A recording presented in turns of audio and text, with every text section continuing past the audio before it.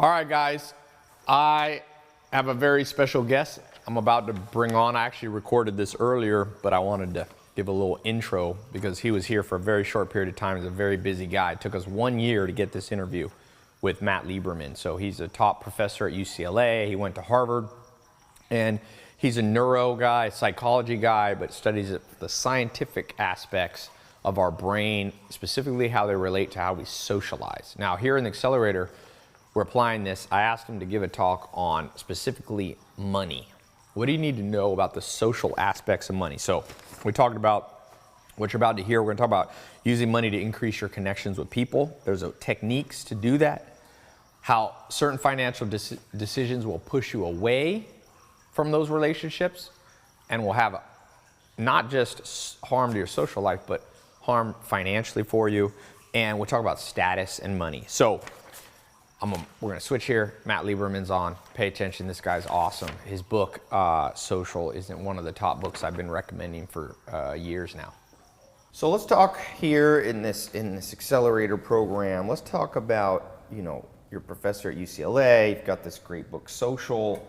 Let's talk about how it applies to the financial life that we all live. Mm-hmm. So to make money, there's basically two paths. You either have a career where you're working for somebody else, mm-hmm.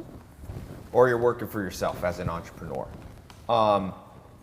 What have you learned scientifically that we could apply to money? I mean, you were talking about how our brain's continually turning on. Mm-hmm. But money really is, with the fiat currency, it's just paper that we have. Yeah. It's printed. It's an exchange. So maybe let's talk a little bit about what makes people willing to exchange their value. What do you have to bring to the table socially to other people? Yeah, I mean, that's one of the things that is often lost, is that almost everything we do because it has value to someone else, right? That's why you get paid. You get paid because you can do something that someone else wants or needs. We also do things where we don't get paid, where we help other people, but we tend to think sort of all our actions are sort of selfishly focused just on the money making. And there's something to that. We all want to sort of live well and so on, or at least almost all of us do. But we have to find what it is that we can do to bring value to other people. And that's the only way that someone's going to pay you, unless, you're independently wealthy and your family's, footing the bill. The Holy Grail, if you can go back. But if you are, then you're probably not watching this video. Yeah. So, I think that's a big part of it. I do think it's risky to miss what the money is for, right? So the money makes us happy if we can go create experiences with it. Yes. When we go buy things with it, it actually brings us a lot less happiness. Yes. And there's lots of evidence suggesting that as you ramp up how much money you make, it doesn't actually increase your happiness as much as sort of earlier, smaller amounts of money. There's kind of Daniel Kahneman did. Yeah, exactly. And lots of other folks have as well. Yeah. Now, but one of the things that I've always found, and those same studies found, is if you're using money mm-hmm. to increase your connections mm-hmm. to people. Because what happens with a lot of people, you see that here in Beverly Hills, people make money and they use it to isolate themselves. Mm-hmm. They then cut off their social, and then they're worried this person just wants me for money, or this old friend, is this really a friend?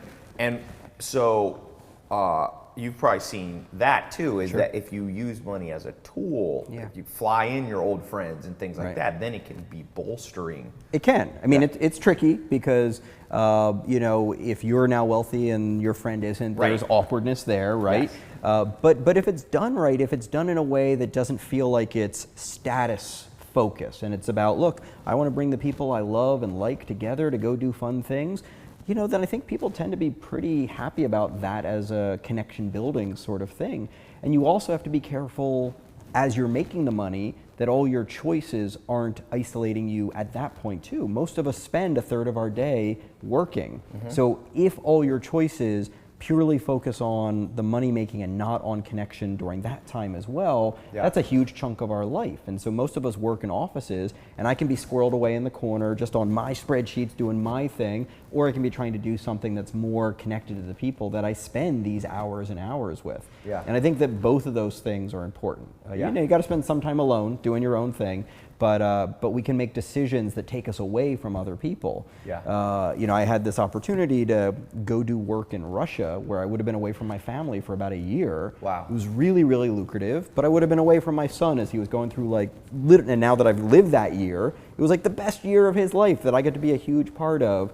And there's no getting that back, right? There's no amount of money that would then give me that year back. That year's gone. But now I got to experience And it that you're instead of not. specifically around the social side of things, Yeah. your interaction with other people. Yeah. Now money allows us to go do things like, you know, we go to Hawaii, and so that's an awesome thing that my family gets to go do, and it's an experience. It's not a thing. Yeah. So I think when you use money for experiences, the data is really clear that that is something that increases our well-being and happiness more than going and buying more stuff. Now let's talk about social skills for two specific areas.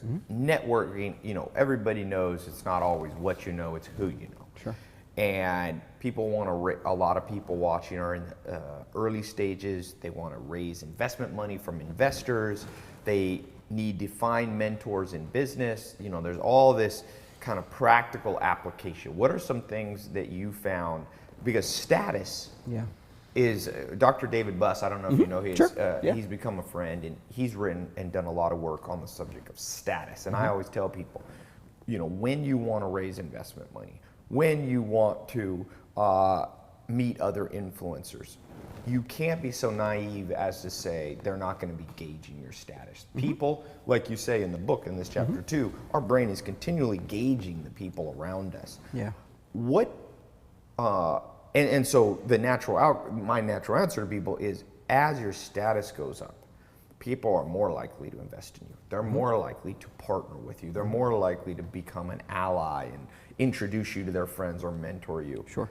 What do we need to know about healthy, you know, a healthy outlook on increasing our status? Yeah, I mean, status is a real double-edged sword because status immediately separates you from people who don't have that same level of status, but then it can connect you to a different group that does have that status. And so that is tricky. I've experienced it, I've seen it. It's not a simple, straightforward thing. I think the main thing though is as you move into any level of status, you still have to focus on genuine relationships with people. If it really becomes purely about transactions, then you're not a person to me. You are just a means, and a transaction as a means to get to that person, or to get to that investment. And that means that as soon as there's something better than you that comes along, we're going to drop you. Whereas you think about your family, regardless of anything that happens, we tend to stay bonded to our family. So anyone who can create more familial types of relationships, those bonds are going to last in a way that purely transactional ways of being with someone won't. You know, those transactions are important, but you want to enhance them by making real connections. And one of the things that I've found and I've seen in others is that what you want to do is actually focus on how can I help you?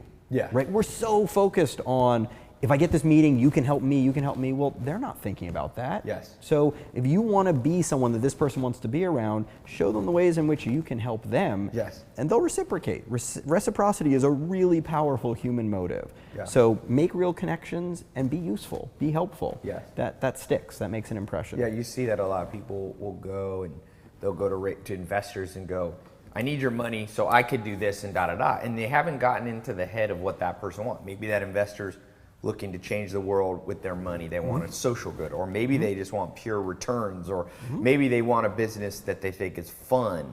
And so the second you know what's important to them, then you can speak their language, and it becomes infinitely more. And so many people, when they network, it's about passing out their business card, call me back. And it just doesn't work that way. Let's talk about reciprocity for a second here, because that money is a form of reciprocity in its most basic form. Why, and what have you said, this is a very powerful part of the brain. What's kind of the science of reciprocity? Well, you know, we're built, I don't know as much actually about the neuroscience of reciprocity, but the psychology of reciprocity is really, really clear. It's a powerful motive that gets used, by car salesmen, and there's wonderful studies showing that if a car salesman just gives you a free cup of coffee, you're actually a little bit more likely to buy a car because it's the only way you have to reciprocate with that person. We don't like to leave debts. Now, once we're close to people, we can have debts. We don't keep track as much. So, Really? So a husband and wife in a really good relationship aren't keeping track of how many things I did for you and you did for me. It actually changes, and that's been clearly documented. In the beginning, though, in the beginning of relationships, it's very much like, if we started like potentially partnering in some way and we were going out to lunch regularly, there would be an expectation that if one of us got the check, the other one would get the check next time, yes. or some kind of reciprocity there. And then over time, as a real bond forms, it matters less. And we're just more focused on, I want to be spending time with you because we're connected in some way.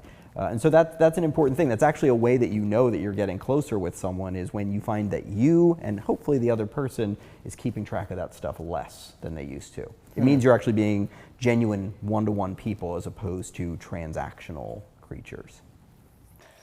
Just had this talk with Matt. I'm recording these after the fact because I wanted to maximize the time with them. So to end out, here's the homework for today. Here's what I want you to do. Answer these 3 questions. Number 1, think back at a time when a relationship was lost because of money. Okay, so there's various reasons. It can be a romantic relationship. Number 1 cause of divorce is financial issues. It could be social. It could be not having enough money to be able to travel and keep up with somebody. Number 2, do you think making money is more important than social status? And think hard, okay? Because that's not that easy if you're honest to answer. Number 3, with a connected relationship, how do you work on reciprocity? What's your whole reciprocity mentality? Okay, like me, I follow 1 for 1. What's yours?